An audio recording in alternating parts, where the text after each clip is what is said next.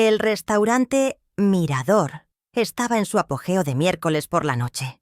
Un murmullo de conversaciones exitosas y el tintineo agudo de copas caras. Estábamos en una mesa larga para 12 personas, celebrando el aniversario de mi hijo Álvaro y mi nuera Camila. Yo, Eulalia Serrano, de 72 años, me sentía como una pieza de mobiliario antiguo que habían traído por obligación. El aire estaba cargado con el perfume de Camila, una fragancia dulce y pesada que siempre me pareció invasiva. Los invitados, todos amigos suyos de la inmobiliaria o del mundo digital de ella, reían de chistes que yo no entendía. Observé el hielo derretirse lentamente en mi vaso de agua, sintiendo el frío del vidrio contra mis dedos. Mi hijo Álvaro, 46 años de arrogancia encapsulados en un traje demasiado ajustado, se puso de pie. Su reloj de marca, que yo sabía era una imitación comprada a crédito, destelló bajo las luces halógenas. Camila, 43 años, y una experta en proyectar una felicidad que no sentía, lo miraba con una adoración ensayada, con la barbilla levantada para que su perfil fuera el mejor para las inevitables fotos que tomarían sus amigos. Ella ajustó el tirante de su vestido rojo, un color que siempre consideré de advertencia. Él levantó su copa de champán y la mesa, gradualmente, guardó silencio, esperando el discurso del anfitrión. «Un brindis», comenzó Álvaro, su voz impostada, «por mi increíble esposa Camila, por estos años maravillosos y por todos los que vienen». Ella le lanzó un beso al aire. Los invitados sonrieron con aprobación, levantando sus propias copas. Y quiero aprovechar este momento con nuestros amigos más cercanos para celebrar un nuevo comienzo. Como saben, Camila necesita espacio para sus proyectos, para su estudio, para ser ella. Sentí una punzada helada en el estómago. Sabía exactamente hacia dónde se dirigía esto. Conocía esa cadencia en su voz, la misma que usaba justo antes de pedirme dinero. «Ella es tan generosa», continuó él, «que nunca quiso incomodar a nadie, pero finalmente la convencí. Y mamá», aquí giró su cabeza hacia mí. Su sonrisa no alcanzaba sus ojos. «Mamá entiende perfectamente que la casa de los Fresnos, con sus 300 metros cuadrados, es demasiado para ella sola. Es una carga». Me describió como si fuera una anciana senil, incapaz de manejar un interruptor de luz. Así que ella, muy dulcemente, aceptó mudarse permanentemente al apartamento de la playa, para que Camila y yo podamos expandirnos. El aplauso fue instantáneo y ensordecedor. Acepté. Yo no había aceptado nada. Entonces, el gran gesto teatral. Álvaro metió la mano en el bolsillo de su saco. «Amor, para celebrar que por fin tendrás el espacio que mereces, aquí tienes». Sacó un pequeño llavero de cuero, del que colgaba un juego de llaves nuevas y brillantes, recién cortadas, sin el desgaste de mis 30 años de uso. Camila ahogó un grito fingido de sorpresa, llevándose las manos al pecho. El objeto pista, el símbolo de mi deposición, estaba allí, brillando bajo la luz, pasando de la mano de mi hijo a la de mi nuera, mientras yo observaba desde mi exilio de 60 metros cuadrados. Camila tomó las llaves como si estuviera recibiendo un Oscar, besándolas y luego besando a Álvaro. Los invitados estallaron en vítores. «¡Qué gesto!», gritó una de sus amigas. «¡Qué hijo tan maravilloso!», dijo otro. Todos me miraban a mí, esperando que asintiera, que sonriera, que validara mi propio borrado. Esperaban ver a la dócil abuela feliz de sacrificarse. Sentí el peso de sus expectativas, la presión social del evento diseñada para arrinconarme. Respiré hondo, contando mentalmente hasta 5, como solía hacer cuando un alumno difícil me desafiaba en mi oficina de directora. Dejé mi copa en la mesa sin beber. El sonido de la base de cristal contra el mantel de lino fue sutil, pero en el breve silencio que siguió al aplauso, pareció resonar. Álvaro y Camila seguían sonriendo, pero sus ojos se fijaron en mí. Levanté la mirada, no hacia Álvaro, sino directamente hacia Camila, quien todavía sostenía las llaves en alto. «Qué curioso, Álvaro», dije, mi voz serena, pero cortando el murmullo del restaurante. La mesa contigua dejó de hablar. «Es un gesto muy llamativo». Él frunció el ceño, la sonrisa vacilando. «Mamá, ¿qué?». No lo dejé terminar. «Digo que es curioso». interrumpí con calma, porque esas llaves no van a funcionar. El silencio en nuestra mesa se volvió denso, pesado. Camila bajó la mano lentamente, su sonrisa congelada. «Disculpa», dijo ella. Respondí asegurándome de que todos en esa mesa de 12 personas pudieran oírme claramente. «Yo cambié las cerraduras de mi casa, la de los Fresnos 450, el martes pasado. Esas son solo recuerdos de metal». Las caras de asombro en el restaurante eran mi primera pequeña victoria, pero eran solo el eco del presente. Mi mente, en cambio, viajó 30 años atrás, al momento en que firmé la hipoteca de la casa de los Fresnos 450. Mi esposo acababa de fallecer, dejando más deudas que recuerdos. Yo, con 42 años y un hijo adolescente, me aferré a mi trabajo como directora de colegio. La casa, con sus 300 metros cuadrados, parecía un palacio inalcanzable, pero la compré. La compré con noches de insomnio, con veranos sin vacaciones y con la disciplina férrea de quien no tiene a nadie que la rescate. Fueron 30 años de turnos dobles, no de forma figurativa, sino literal. Recuerdo el olor a café rancio y a tiza que impregnaba mi ropa cuando llegaba a casa a las 10 de la noche, después de la junta de padres o de la reunión del consejo escolar. Mientras Álvaro dormía, yo me sentaba en la cocina, con la luz tenue, revisando los presupuestos del colegio y después mis propias cuentas domésticas. Cada pago de esa hipoteca fue un sacrificio personal. Renuncié a amistades, a pasatiempos, a la posibilidad de un nuevo amor. Todo se invirtió en esos ladrillos, en ese jardín, en la estabilidad que yo creía estar construyendo para mi hijo. La casa no era solo una propiedad, era el testamento físico de mi resistencia. Álvaro creció viendo ese sacrificio, pero confundiéndolo con un recurso inagotable. En 1998, cuando cumplió 21 años, quería su primer auto. No era un auto modesto, por supuesto. Era un convertible que, según él, era esencial para sus prácticas de la universidad. «Mamá, es una inversión en mi futuro», me dijo. Yo, agotada de discutir y queriendo creer en él, firmé el cheque de la entrada. $10,000, una suma que me costó un año de ahorros disciplinados. Él lo recibió con una sonrisa fácil, sin comprender el peso de esos números, prometiendo que me lo devolvería en cuanto se graduara. Esa promesa, por supuesto, se desvaneció, al igual que el auto, que vendió 2 años después para irse de viaje. Pero el patrón se consolidó. En 2010, ya casado con Camila, decidió que su destino era ser un empresario. Su gran idea, una importadora de vinos, boutique que quebró en menos de 18 meses. Una tarde de martes, apareció en mi casa, no con humildad, sino con una frustración agresiva.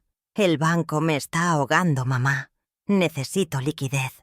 La liquidez que necesitaba ascendía a $50,000. «¿No preferirías dármelos tú, a que se los pague con intereses a ellos?» Le di el dinero. Era una parte significativa de mis fondos de jubilación anticipada. «Te lo devolveré, mamá. En 6 meses, con intereses», dijo mientras firmaba un pagaré en una servilleta.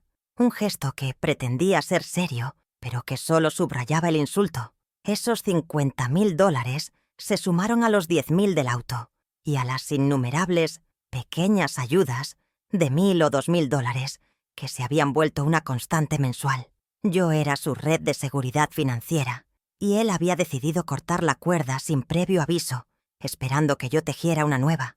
Luego, Camila comenzó su proyecto de optimización de mi hogar. En 2022, decidió que mi cocina, la misma donde había cocinado para Álvaro durante décadas, era anticuada y deprimente. «Eulalia, cariño, el espacio no fluye», me dijo, hojeando una revista de diseño. Quería mármol de Carrara, electrodomésticos de acero inoxidable alemán y un concepto abierto que implicaba derribar el muro de mi estudio. Yo protesté. Amaba mi estudio y mi cocina funcional, pero Álvaro intervino. «Mamá, déjala. Es lo menos que podemos hacer para modernizar la casa. Le subirá el valor». La remodelación costó $35,000. Pagué cada centavo. Observé en silencio cómo los trabajadores demolían mi despensa, cómo instalaban grifos que parecían esculturas pero que eran terriblemente ineficientes.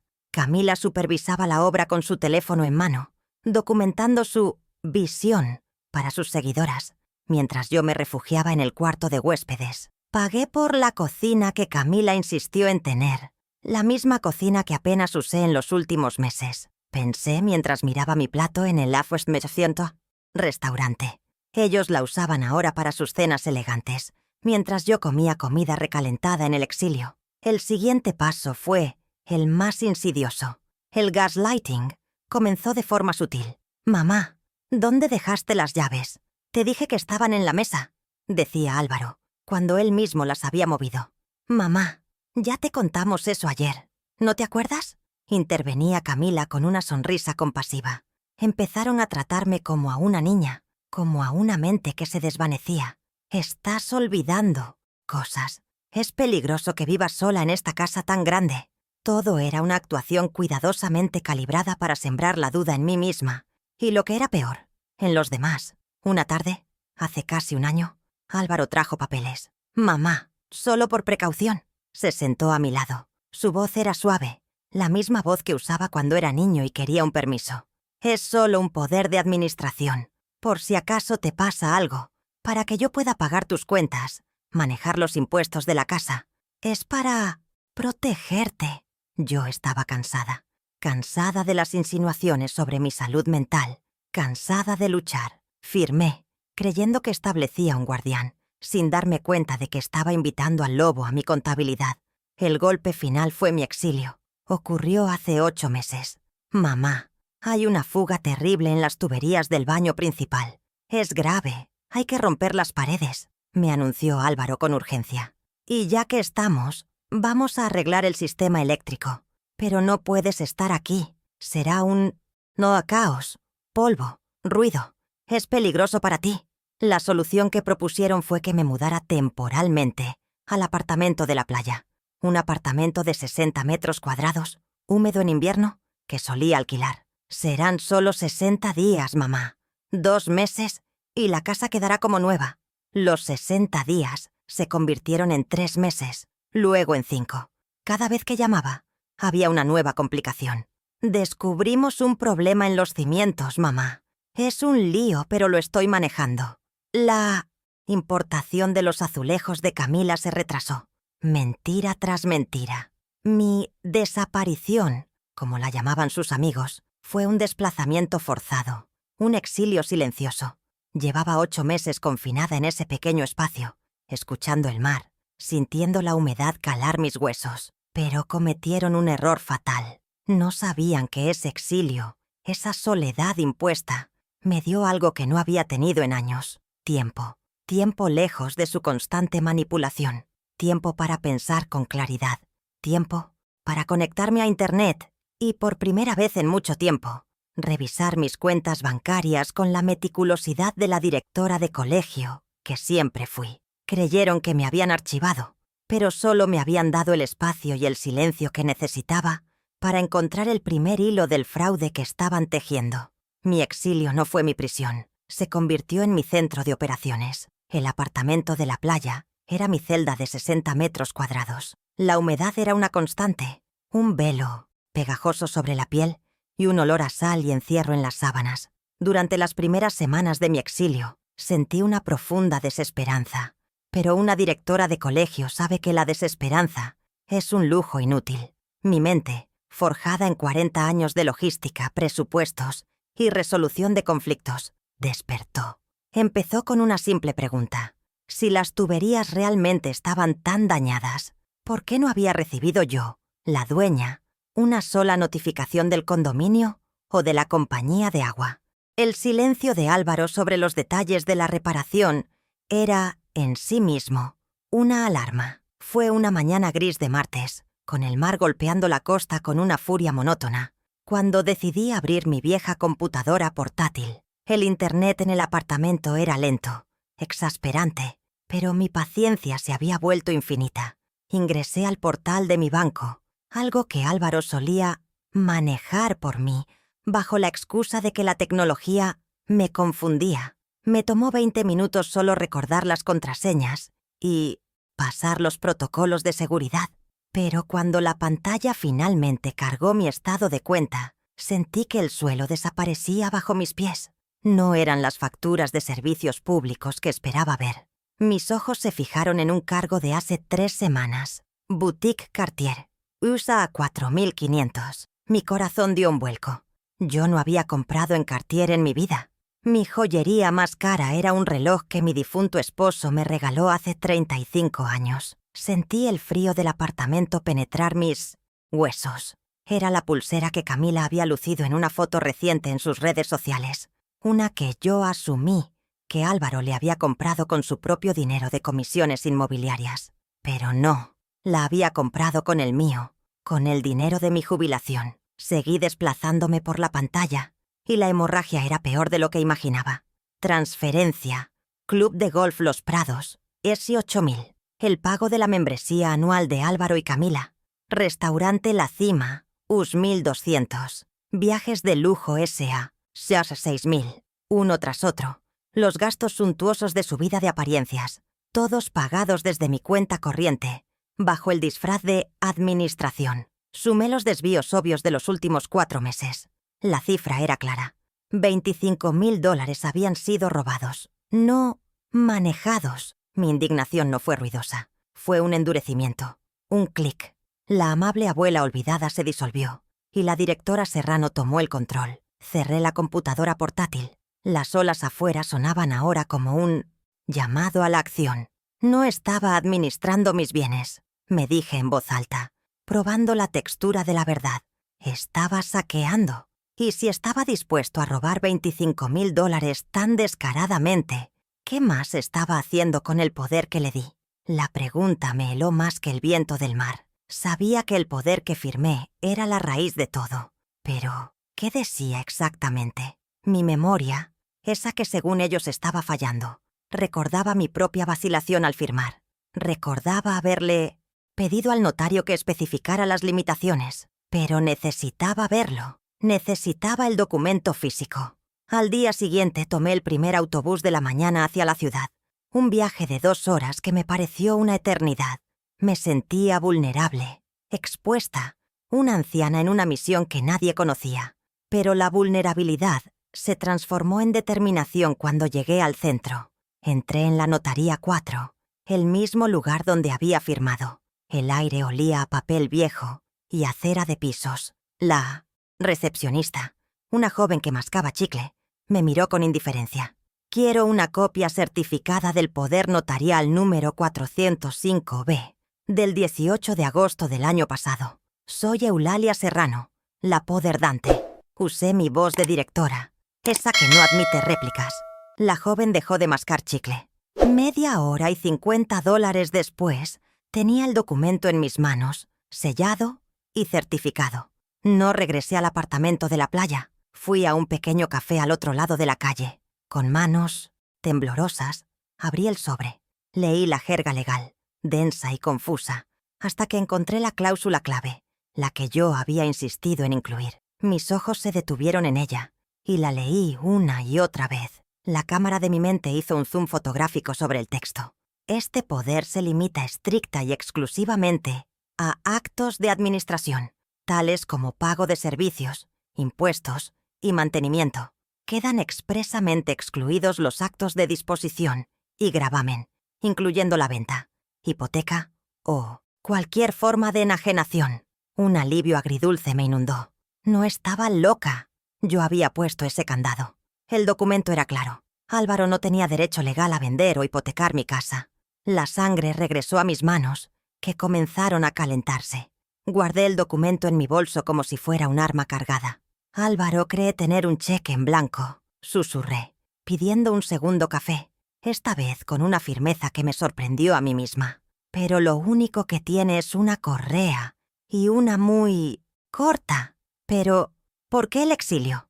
Los $25.000 eran un robo descarado, pero no explicaban la necesidad de sacarme de mi casa por 8 meses bajo pretextos falsos. Si solo quería robar de mi cuenta bancaria, podría haberlo hecho conmigo presente. De hecho, lo había hecho durante años. La respuesta era obvia. Necesitaba la casa vacía. Necesitaba que yo estuviera desaparecida, para poder hacer algo con la propiedad misma. Mi alivio por la cláusula de administración se evaporó, reemplazado por un miedo más profundo. Estaba intentando eludirla. Mi nieto Tomás, el hijo de 17 años de Álvaro y Camila, siempre había sido un niño observador y callado. A diferencia de sus padres, él veía el mundo con una empatía que me recordaba a mi difunto esposo. Nuestra conexión era fuerte, construida sobre tardes de lectura y proyectos de ciencias, lejos de la superficialidad de sus padres. Sabía que él estaba incómodo con la situación. Sus llamadas se habían vuelto más cortas, su voz tensa. Decidí llamarlo, no desde mi móvil, sino desde un teléfono público. No podía arriesgarme a que Álvaro revisara mis registros. Hablé con él esa tarde. «¿Cómo estás, abuela? ¿Cuándo vuelves?» Su voz sonaba genuinamente triste. «Pronto, querido. ¿Cómo van las cosas en casa?» Hubo una pausa. «Extraño. Papá está muy raro. Pasa mucho tiempo en la computadora que le regalaste, en la oficina. Cierra la puerta con llave. Y mamá no para de hablar de «cuando la casa sea suya». Bingo. Tomás, necesito pedirte un favor enorme. Algo que solo tú puedes hacer. Necesito que seas mis ojos, sin ponerte en riesgo. Le expliqué que temía que su padre estuviera cometiendo un error financiero grave. Tomás era inteligente. No hizo preguntas innecesarias. 2 días después, recibí un correo electrónico en una cuenta nueva que había creado para este propósito. El asunto era proyecto de historia. El cuerpo del mensaje era breve. «Abuela, revisa esto». Papá dejó la sesión abierta. No sé qué es, pero mencionan los fresnos y un banco. «Te quiero». Adjunto venía un archivo comprimido. Mi corazón latía con fuerza mientras descargaba los documentos en la computadora de la biblioteca pública. No quería dejar rastro en el apartamento. Lo que vi me heló la sangre. Eran impresiones de pantalla y borradores de correos electrónicos. Una cadena de mensajes entre el correo personal de Álvaro y un ejecutivo de cuentas del Banco Capital. Álvaro estaba solicitando un préstamo comercial de $250,000 y como garantía ofrecía mi casa, la de los Fresnos 450, valorada en $800,000. Había adjuntado una copia del poder notarial, esperando, sin duda, que el banco no notara la cláusula restrictiva, o peor, intentando alguna falsificación del documento. El último correo del banco decía: «Señor Serrano, para proceder, solo necesitamos la tasación final y una declaración jurada de la señora Serrano, confirmando su consentimiento, dado que el poder es limitado». Estaban a días, quizás a horas, de descubrir su fraude o de que él intentara falsificar mi firma. El exilio tenía sentido. Necesitaba que yo estuviera ausente e incomunicada para poder afirmar que yo estaba delicada o de viaje e interceptar cualquier comunicación. Estaba a días de cometer un fraude que me haría perder la casa, murmuré, sintiendo náuseas. Los $25,000 eran un robo. Esto era una ejecución patrimonial. Esto era robarme el techo, la historia, el trabajo de mi vida. Esto era despojarme de todo. Y Camila era cómplice. Los fondos eran para su nuevo negocio de estilo de vida, una tienda de decoración de lujo. Me habían exiliado a un apartamento húmedo de 60 metros cuadrados para poder ellos financiar su fantasía de riqueza, usando mi vida como fianza. La rabia que sentí fue tan pura y fría que me dio una claridad absoluta. Pero necesitaba una prueba más. Tenía el robo, extractos bancarios, tenía la limitación legal, el poder, y tenía el intento de fraude, los correos. Me faltaba la prueba de su intención maliciosa, la prueba de que planeaban desecharme permanentemente. Me faltaba la prueba del gaslighting, la prueba de que su plan no era solo robarme, sino borrarme. Y esa prueba solo podía dármela una persona, en un lugar específico. Camila, en la puerta de mi propia casa. Unos días antes de la infame cena de aniversario, decidí hacer una visita. Ya había puesto en marcha las primeras fases de mi plan, pero necesitaba esta pieza final. Me vestí con ropa sencilla y tomé un taxi hasta los Fresnos 450. Era extraño pararme frente a mi propia puerta como una visitante. Camila había puesto unas horribles macetas con flores falsas en la entrada. Toqué el timbre. Esperé, sabiendo que mi corazón debía estar acelerado, pero solo sentía un hielo estratégico. Mi mano derecha estaba en mi bolsillo, sobre mi teléfono móvil. Camila abrió la puerta. No llevaba su maquillaje de influencer. Su cara estaba desnuda y su expresión se agrió al verme. «Eulalia, ¿qué haces aquí? No puedes venir así». Antes de que pudiera decir nada, saqué mi teléfono del bolsillo, manteniendo la pantalla hacia mí, y presioné el icono de la aplicación de grabación de voz. La pequeña luz roja se encendió, invisible para ella. «Hola, Camila. Solo vine a buscar mi correspondencia y a ver cómo estaban los arreglos de las tuberías». Su rostro se contrajo con desdén. Se interpuso en la entrada, bloqueando mi vista del interior de mi propia casa. «No hay correspondencia tuya. Álvaro la maneja toda, y los arreglos van lentos. No deberías estar aquí. Estás confundiendo las cosas». «Camila», dije, mi voz suave, «sigue siendo mi casa. Me gustaría entrar». Ella soltó una risa corta, aguda y cruel. Fue el sonido de la arrogancia, el sonido de alguien que se cree ganador antes de que termine el juego. «Eulalia, entiéndelo», dijo, acercándose un paso, su voz bajando a un siseo condescendiente. «Esta ya no es tu casa. Álvaro me la dio. Él tiene el poder. Él decide. Deja de molestar y vuelve a la playa. Si sigues viniendo, llamaremos al asilo. Ya te lo dijo Álvaro, no estás bien». Ahí estaba.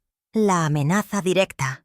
La confirmación de que su plan era declararme incompetente. Asentí lentamente, como si aceptara la derrota. «Ya veo. Que tengas buen día, Camila». Me di la vuelta y caminé lentamente hacia la puerta del jardín. No corrí, no mostré emoción. Caminé con la dignidad de una directora que acaba de escuchar la confesión de un alumno culpable. Cuando estuve en la acera, fuera de su vista, detuve la grabación. Guardé el teléfono. La prueba número 4 estaba asegurada. Tenía sus propias palabras, en mi propiedad, amenazándome con el asilo. El círculo de evidencia estaba completo. Ahora todo lo que tenía que hacer era elegir el escenario para la presentación final. Y la invitación a su cena de aniversario, que llegó al día siguiente, me pareció el lugar perfecto, con el conjunto completo de pruebas, los extractos bancarios, la copia del poder limitado, los correos electrónicos del préstamo y la grabación de la amenaza de Camila. Mi exilio en el apartamento de la playa terminó. Ya no era una víctima, era una estratega con un expediente. Mi primer movimiento no fue confrontar a Álvaro, fue buscar validación legal. El lunes a las 10:00 a.m. en punto, tenía una cita. La doctora Ramírez, una abogada formidable cuya hija había sido mi alumna becada hace 20 años, me recibió en su oficina. Su mirada era aguda, su traje impecable. Era una mujer que, como yo, entendía que el poder residía en los detalles. Desplegué mi investigación sobre su escritorio de caoba pulida. No hablé de mis sentimientos, no lloré, no me lamenté de mi hijo ingrato. Presenté los hechos. Primero, los extractos bancarios, con los $25.000 en gastos de lujo resaltados. Segundo, la copia certificada del poder notarial, con la cláusula de administración limitada marcada en rojo. Tercero, las impresiones de Xuenfuaxi, los correos electrónicos al Banco Capital, detallando el intento de préstamo de $250.000. Y finalmente, coloqué mi teléfono sobre la mesa. Tengo una grabación donde mi nuera me amenaza con un asilo si intento entrar a mi propia casa, dije con calma. La doctora Ramírez leyó todo en silencio. Su rostro no mostró sorpresa, sino un reconocimiento profesional. Tomó el poder notarial y lo leyó 3 veces. Luego miró los correos. «Eulalia», dijo finalmente. Su voz era grave pero reconfortante. «Esto no es mala administración. Esto es un intento de fraude y abuso de confianza. El poder es explícito.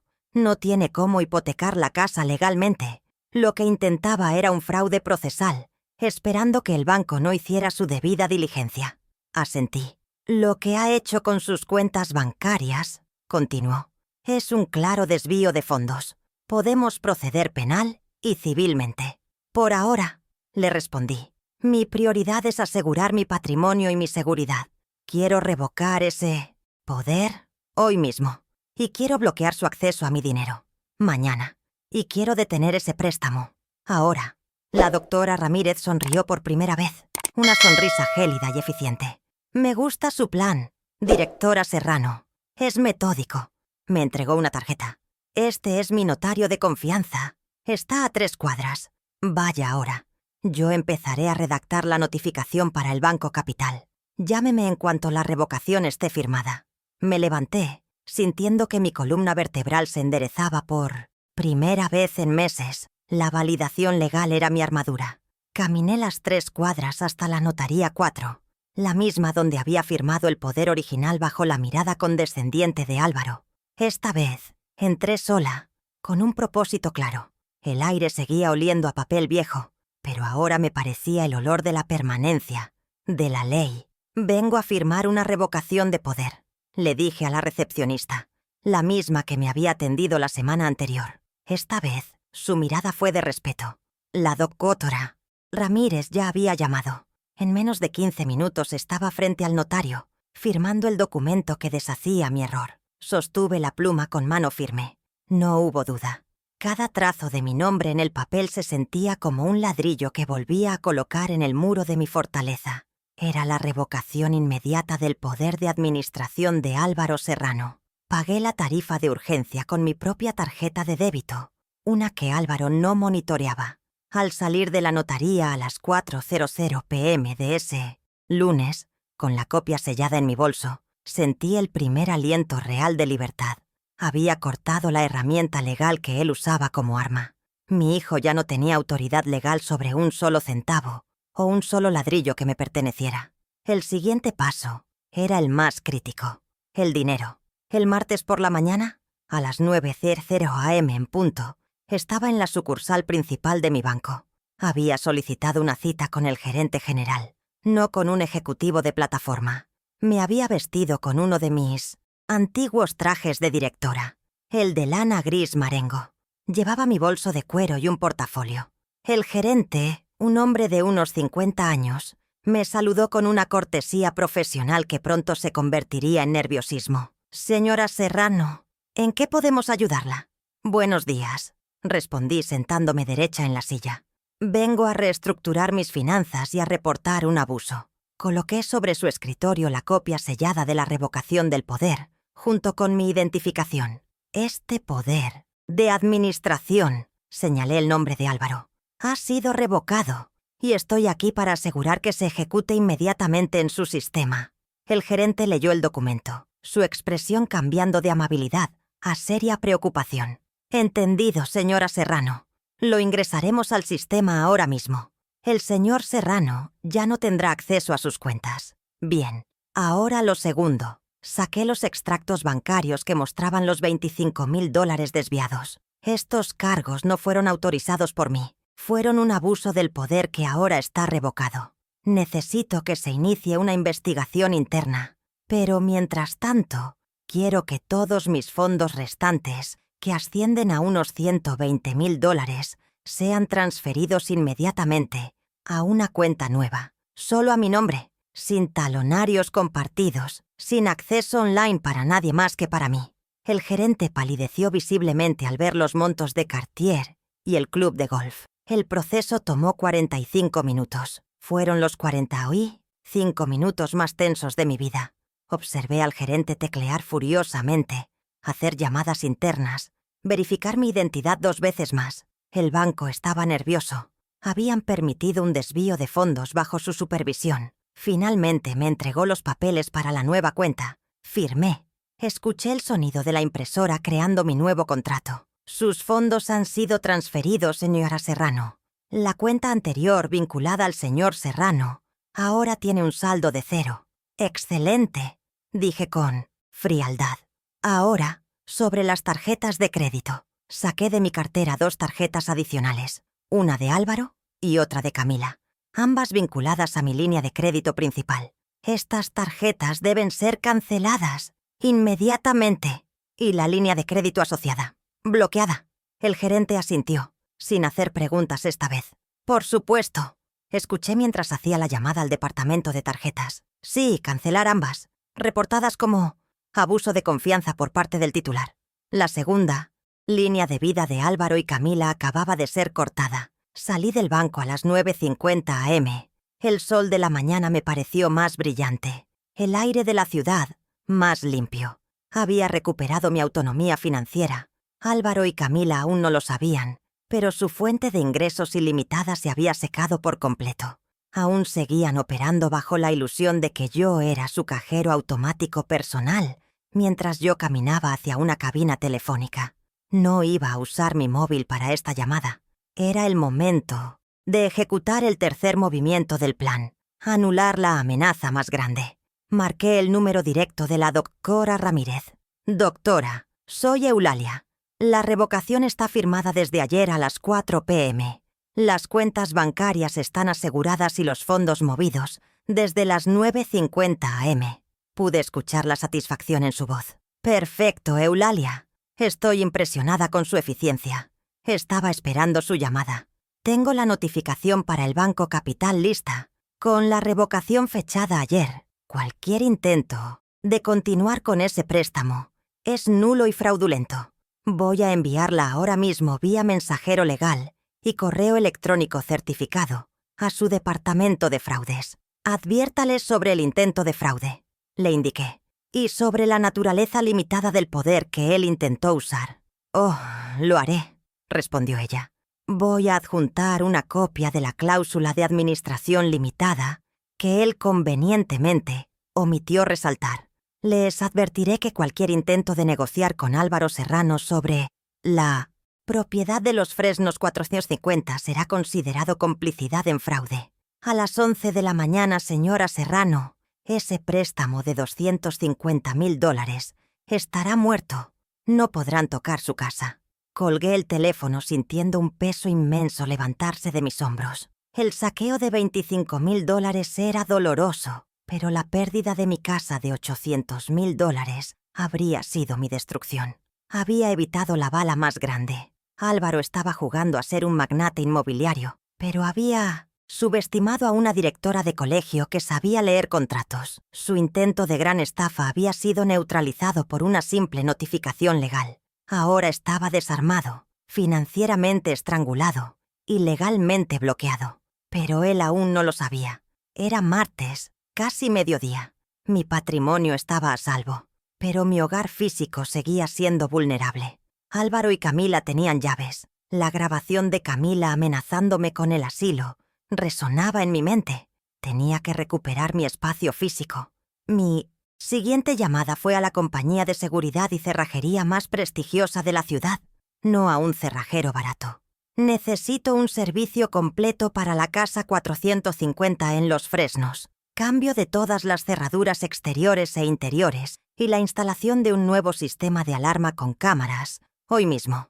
Llegué a mi casa a las 3:00 p.m., al mismo tiempo que la furgoneta del cerrajero. Pagué al taxista y caminé por el sendero de mi jardín. Las horribles flores falsas de Camila seguían en la entrada.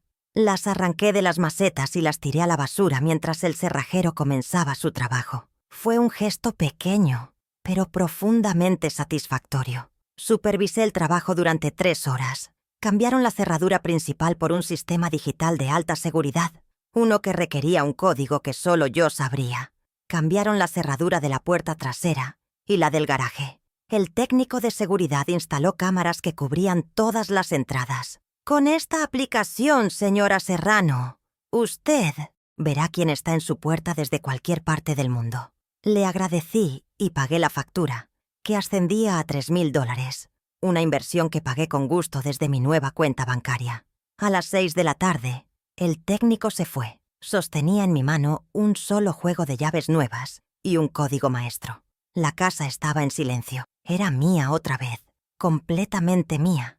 Recorrí las habitaciones. La cocina de Camila, pagada con mi dinero, se sentía fría y ajena. Pero el resto de la casa era mi territorio. Fui a mi antiguo estudio, que habían convertido en un depósito para las máquinas de ejercicio de Álvaro. Me senté en el suelo, en medio del desorden de ellos, pero en la casa que era mía. Sabía que Álvaro y Camila intentarían entrar. Sabía que vendría una confrontación. Pero ahora las cerraduras estaban de mi lado. La ley estaba de mi lado.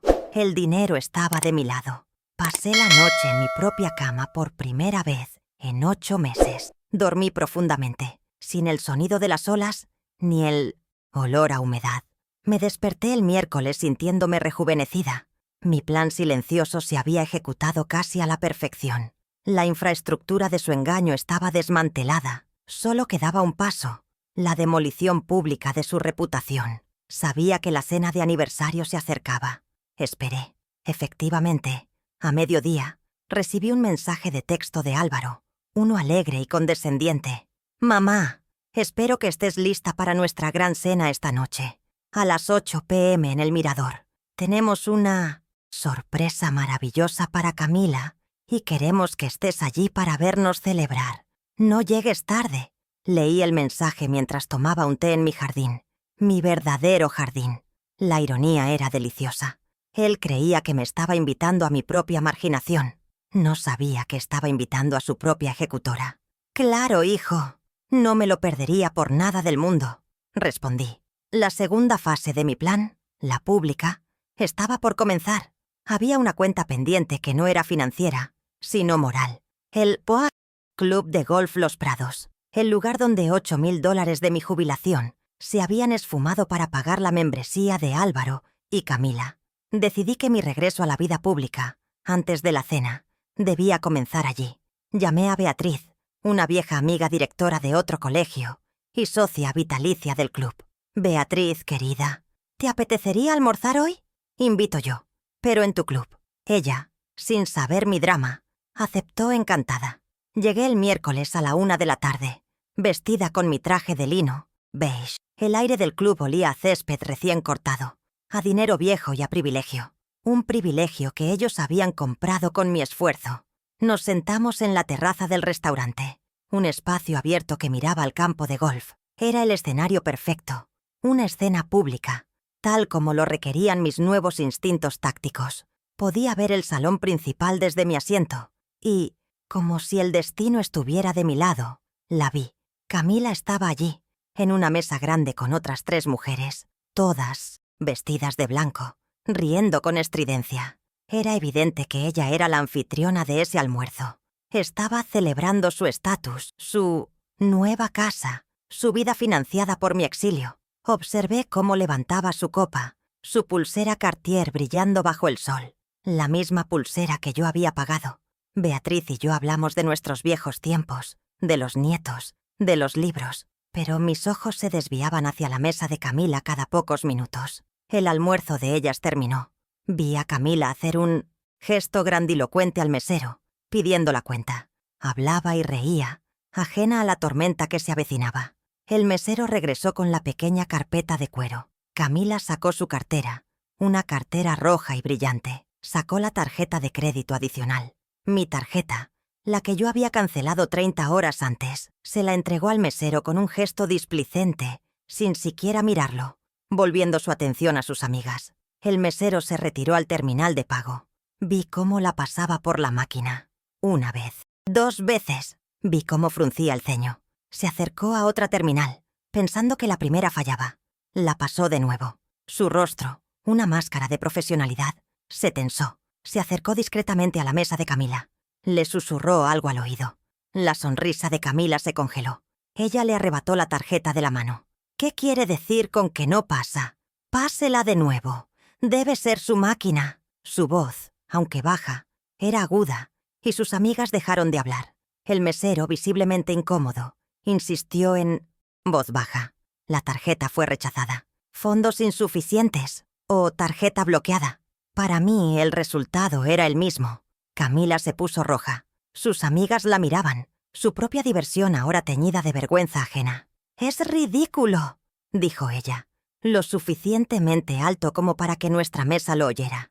Empezó a buscar frenéticamente en su cartera, supongo que buscando otra tarjeta. Probablemente otra que también dependía de mí o de Álvaro. Su fachada de riqueza impecable se estaba resquebrajando, en público. Fue una victoria pequeña, pero deliciosa. Fue la primera consecuencia tangible de mis acciones. La había golpeado donde más le dolía, en su estatus público, frente a las personas cuya aprobación anhelaba. La vi sacar otra tarjeta, probablemente su propia débito, que yo sabía estaba siempre al límite. El mesero la tomó, y esta vez pareció funcionar, pero el daño estaba hecho. La conversación en su mesa era forzada, tensa. Su almuerzo de celebración se había convertido en una humillación. Camila se levantó abruptamente, sus amigas siguiéndola. Al pasar por el pasillo para salir del restaurante, nuestros ojos se encontraron. Yo sostuve su mirada, serena. No sonreí, no mostré triunfo. Simplemente la miré, con la calma de una directora que observa a un alumno en medio de una rabieta. Ella me vio, sentada allí, almorzando tranquilamente en el club del que ella casi había sido expulsada por falta de pago. Su rostro se descompuso por una fracción de segundo, en una mueca de pura rabia y confusión. ¿Cómo estaba yo allí? ¿Y por qué su tarjeta no funcionaba? Esa mirada fue mi reverso intermedio. Yo le había devuelto el golpe, silenciosamente. Había cambiado la dinámica. Ella iría a la cena de esa noche, no sintiéndose triunfante, sino sintiéndose atacada, confundida y, sobre todo, furiosa. Iría sin saber que su problema con la tarjeta no era un error técnico, sino el primer disparo de una guerra que ella ya había perdido. Yo pagué mi almuerzo con Beatriz, usando mi nueva tarjeta de débito, y me fui, sabiendo que la tensión para el gran enfrentamiento de la noche estaba perfectamente calibrada. El silencio que siguió a mi declaración fue denso y pesado, un vacío que absorbió instantáneamente todo el murmullo del restaurante Mirador. Las 12 personas en la mesa se congelaron. Los amigos de Álvaro y Camila, esa audiencia cuidadosamente seleccionada para presenciar su triunfo, ahora eran testigos de algo mucho más crudo. Pude ver el pulso latiendo en la sien de Álvaro. Camila, por su parte, dejó caer las llaves sobre el mantel con un ruido sordo, como si de repente le quemaran. Sus uñas, pintadas de un rojo intenso, se aferraron al borde de la mesa. La sonrisa de su rostro se había desvanecido, reemplazada por una máscara de incredulidad y rabia pura. Álvaro fue el primero en reaccionar, recurriendo a la única táctica que conocía, la condescendencia. Soltó una risa forzada, un sonido áspero que no engañó a nadie. «Ay, mamá, siempre con tus bromas». Se giró hacia sus invitados, intentando atraerlos a su lado. «Mi madre tiene un sentido del humor muy particular. Por supuesto que las llaves funcionan. Está un poco confundida últimamente. El estrés de la mudanza». Intentó vender la narrativa de mi senilidad, la misma que había usado para exiliarme. Pero su voz temblaba ligeramente. El sudor comenzaba a brillar en su frente, bajo la luz directa del restaurante. Camila, en cambio, no tenía la paciencia de Álvaro para las sutilezas. Su humillación en el club de golf esa tarde, sumada a esto, la hizo explotar. Su voz fue un siseo venenoso. «Eulalia, bebiste demasiado. Deja de hacer el ridículo. Álvaro tiene el poder. Él decide quién entra y quién sale de esa casa. Siempre lo ha decidido él». Hizo un gesto despectivo hacia mí.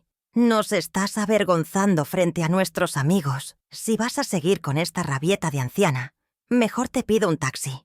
La palabra «anciana» quedó flotando en el aire, cargada de desprecio. La miré con una calma que pareció enfurecerla aún más. «No, Camila, no he bebido. Y tienes razón en una cosa. No estás avergonzada por mí. Estás asustada por ti». Dejé que esa frase se asentara. Los invitados nos observaban como si vieran una obra de teatro, inmóviles, sus senas enfriándose. Lentamente moví mi mano hacia el bolso de cuero que descansaba en mi regazo, un bolso que había llevado a incontables juntas de consejo. Álvaro me observaba, sus ojos fijos en mi mano. «¿Qué estás haciendo, mamá? Guarda lo que sea que tengas. No es el momento». Oh, pero él estaba equivocado. Era precisamente el momento. Saqué el primer documento. Estaba doblado limpiamente. No era un papel arrugado. Era una copia certificada. Lo desdoblé con cuidado y lo coloqué en el centro de la mesa, alisando los pliegues para que el sello de la notaría fuera visible bajo la luz. «Álvaro, mencionaste un poder». Mi voz era pedagógica, la misma que usaba para explicar un punto complejo a un estudiante lento. «Supongo que te refieres a este.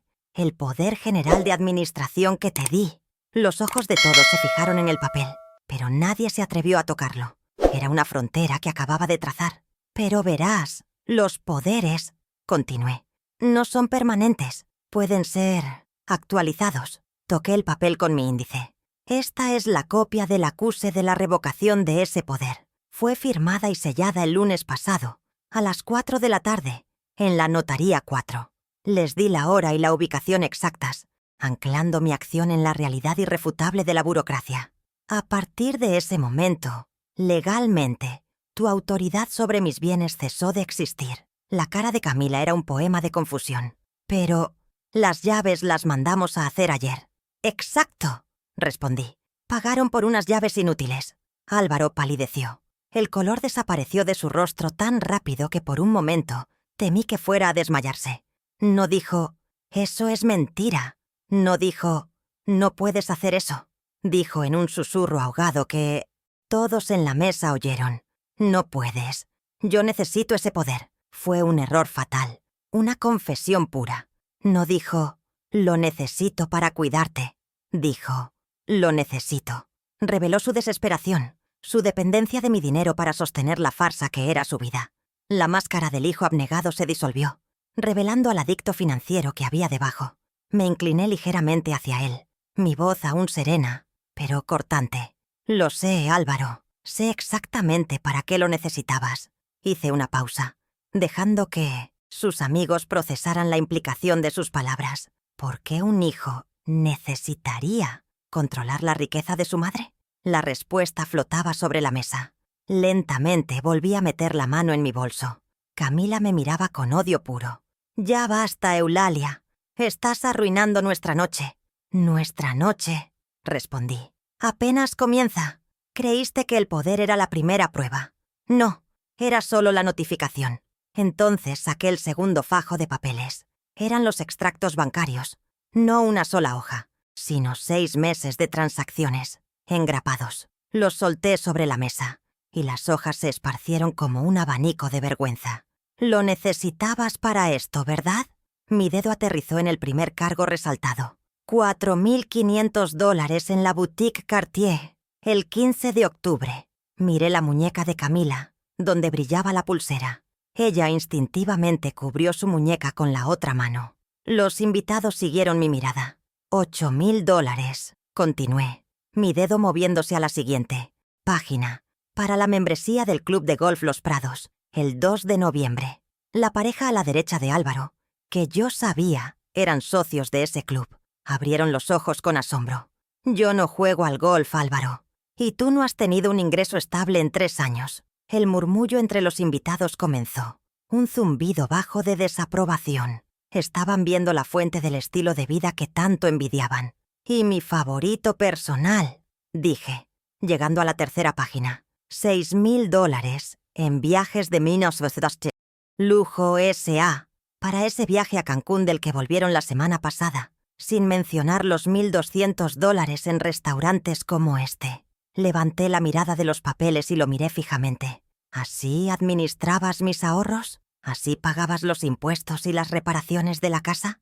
Mi voz se endureció. «Esto no es administración, es un saqueo. Son $25.000 de mi fondo de jubilación robados en menos de 6 meses». Camila no pudo soportarlo más. Su necesidad de aprobación pública era tan fuerte que su propia humillación la hizo estallar. Se puso de pie de un salto, la silla raspando violentamente contra el suelo de mármol. «¡Cállate!», gritó, atrayendo la atención de las mesas vecinas. «Él me la dio. Él me compró la pulsera. Tú dijiste que esta casa era mía», gritó, apuntando a Álvaro. Fue una admisión espectacular. Confirmó que ella era cómplice, que sabía que la casa no era de Álvaro para darla. Ella había creído en su mentira porque quería creerla. «Interesante que digas eso, Camila», respondí yo, mientras ella jadeaba, su pecho subiendo y bajando. Mi calma era un contraste deliberado con su histeria. «Hablemos de la casa. Hablemos de cómo se convirtió en tuya». Volví a mi bolso por tercera vez. Saqué mi teléfono móvil. Los ojos de Álvaro se abrieron de par en par, pareciendo comprender, demasiado tarde, el nivel de preparación que yo traía. «Mamá, por favor, no hagas esto. Hablemos en casa». «Oh», dije, ¿Te refieres a mi casa? La que intenté visitar la semana pasada. Verán, me dirigí a los invitados, que ahora eran mi audiencia cautiva.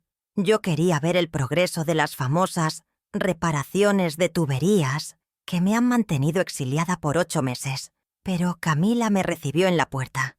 Tuvimos una conversación reveladora. Sostuve el teléfono en alto. La pantalla estaba abierta en la aplicación de grabación de voz. Álvaro se abalanzó. «¡No te atrevas!». Pero yo fui más rápida.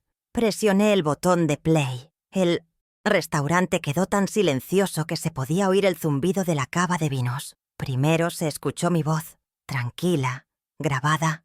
«Hola, Camila. Solo vine a buscar mi correspondencia».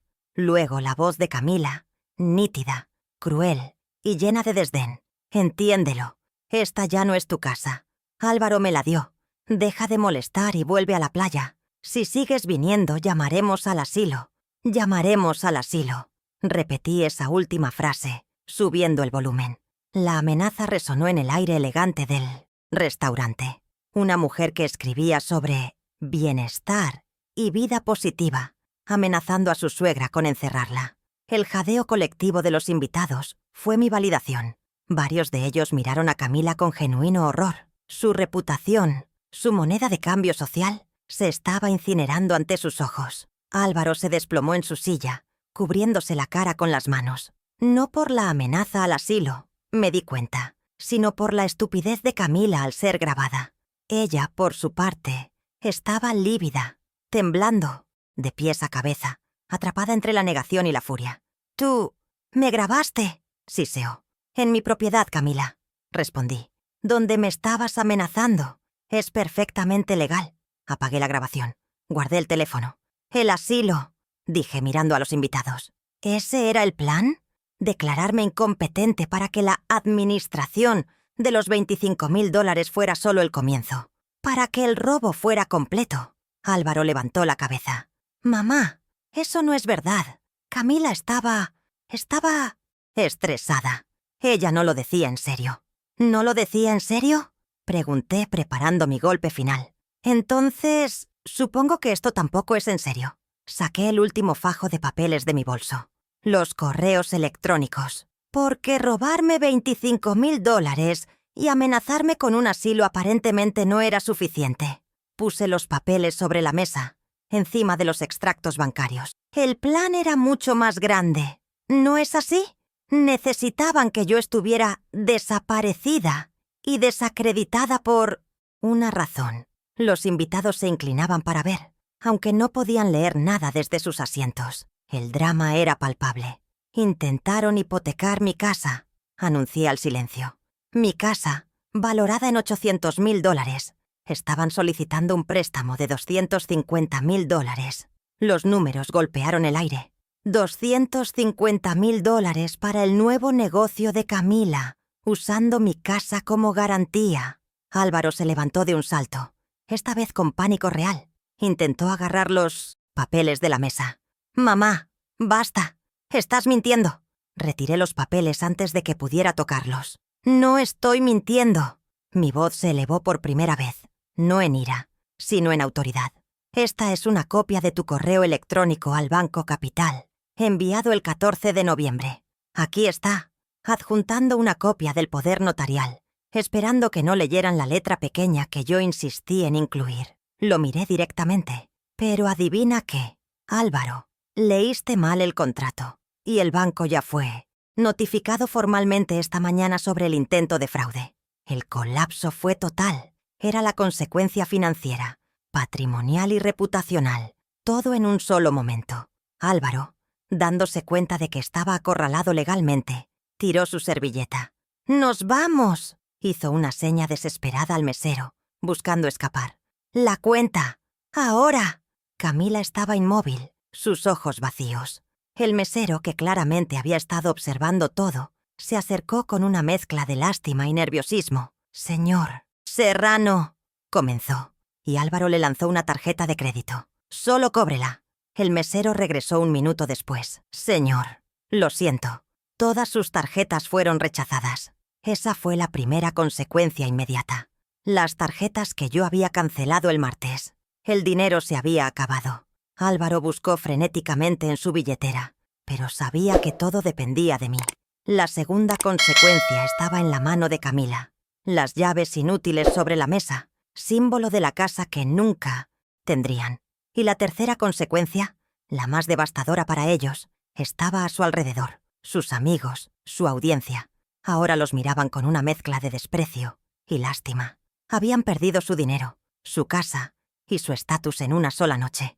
Me puse de pie, alisé mi falda, recogí mis pruebas, una por una, y las guardé metódicamente en mi bolso. La revocación, los extractos, los correos. Dejé el teléfono para el final. Miré a mi hijo que ahora estaba pálido y temblando, incapaz de pagar una cena de celebración. «Álvaro», le dije, mi voz tranquila de nuevo, «te di la vida, no mi patrimonio».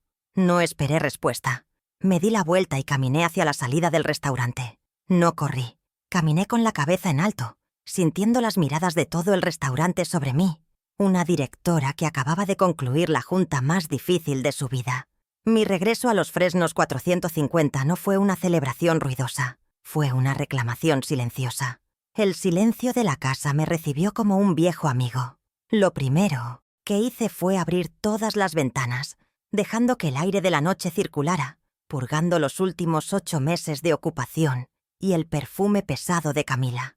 Me serví un vaso de agua en la cocina de $35.000 que había pagado y que ahora, por fin, usaría yo. El mármol estaba frío al tacto, una superficie dura e impersonal, pero el agua estaba fresca. Esa noche dormí en mi propia cama, sabiendo que las cerraduras digitales en mis puertas eran un muro infranqueable. La primera línea de mis nuevos límites. Álvaro llamó, por supuesto. No al día siguiente, su orgullo era demasiado grande.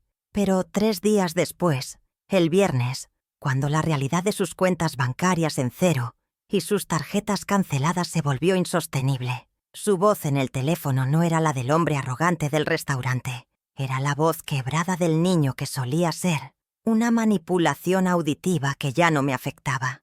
«Mamá, por favor, no tenemos dónde ir. El banco nos va a quitar el auto. Camila se fue con sus padres. No tenemos dinero ni para comer». Su llanto sonaba ensayado, hueco. Escuché su letanía de desesperación sin interrumpir. Yo, Eulalia Serrano, la directora, la administradora, la solucionadora de problemas. Esperó que yo dijera: «Ven a casa, hijo, lo arreglaremos». Pero esa mujer había muerto en el exilio de la playa. «Álvaro», le dije con una calma pedagógica, «tus decisiones financieras te han llevado a esta situación.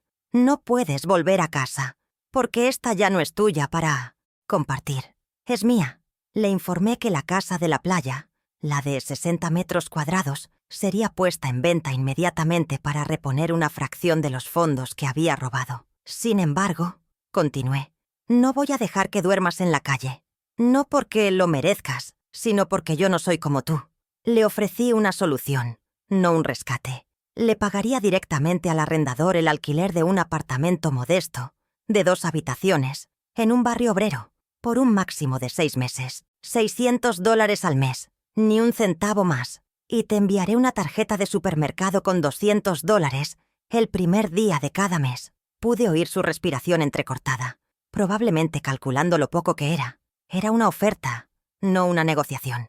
La oferta, añadí, antes de que pudiera protestar, está condicionada. Solo se activará si firmas un acuerdo legal, redactado por mi abogada, la doctora Ramírez, en el que reconoces el desvío de los $25.000 y renuncias a cualquier reclamación futura sobre mi patrimonio. Y te comprometes a no contactarme, ni tú ni Camila, sin la presencia de abogados. Hubo un silencio atónito. «Mamá», susurró, «eso es mi condición final, Álvaro. Tienes 24 horas para aceptar, o la oferta desaparece. Mi abogada te enviará el documento». Colgué. No esperé su respuesta. La semana siguiente, firmó. La necesidad superó a su orgullo. Me llegó la copia del acuerdo notariado, su firma temblorosa al final de la página. Fue mi verdadera restauración de dignidad. No fue el drama en el restaurante, sino este documento legal, este contrato que establecía reglas claras, lo que me devolvió el control. Mis finanzas estaban permanentemente separadas de las suyas. El cordón umbilical monetario, que él había confundido con un derecho de nacimiento, había sido cortado con el bisturí de la ley. Mi dignidad no se restauró con gritos, sino con firmas. Mi rutina se transformó. Desmantelé el desorden de Álvaro en mi estudio y volví a instalar mi escritorio de roble. Los 300 metros cuadrados de la casa ya no se sentían como una carga, como él insistía, sino como mi espacio ganado. Comencé a catalogar los libros para el proyecto de la biblioteca comunitaria, un viejo sueño que había postergado. El olor a papel viejo y cola de encuadernar reemplazó el olor a miedo y humedad. Recuperé mi territorio, no solo físico, sino también mental. Los límites claros con Álvaro me dieron el espacio para ser Eulalia otra vez, no solo mamá. Un sábado por la mañana, un mes después del incidente, mi nieto Tomás tocó la puerta. El nuevo sistema de cámaras me mostró su rostro en la pantalla antes de que yo abriera. Llevaba su mochila y una expresión nerviosa. «Abuela, ¿puedo pasar?» Lo dejé entrar. No hablamos de su padre. No hablamos del restaurante. Simplemente me preguntó si necesitaba ayuda con los libros. «Claro, Tomás», le dije. «Empieza por clasificar esos de historia». Lo observé trabajar en silencio. Su concentración era una cualidad rara que no había heredado de sus padres. Él rompió el silencio después de una hora. «Lamento lo que hicieron, abuela». Sus ojos de 17 años estaban llenos de una vergüenza que no le pertenecía. Dejé el catálogo que estaba escribiendo y puse mi mano sobre la suya. «Tomás, la vergüenza le pertenece a quien comete el acto, no a quien lo observa. Tú no tienes nada que lamentar. Tú elegiste la integridad». Él asintió y vi un peso levantarse de sus hombros. La regla era clara. Mi puerta estaba abierta para él, siempre y cuando la toxicidad de sus padres se quedara afuera. Él era mi vínculo con el futuro, no mi ancla al pasado. La casa de la playa se vendió en menos de 45 días. El mercado era bueno. El dinero entró en mi nueva cuenta blindada. La doctora Ramírez estaba manejando la demanda civil por los $25,000, usando el acuerdo firmado por Álvaro como prueba principal. No esperaba recuperar mucho, pero era el principio. Se trataba de las consecuencias. Se trataba de que el acta final reflejara la verdad.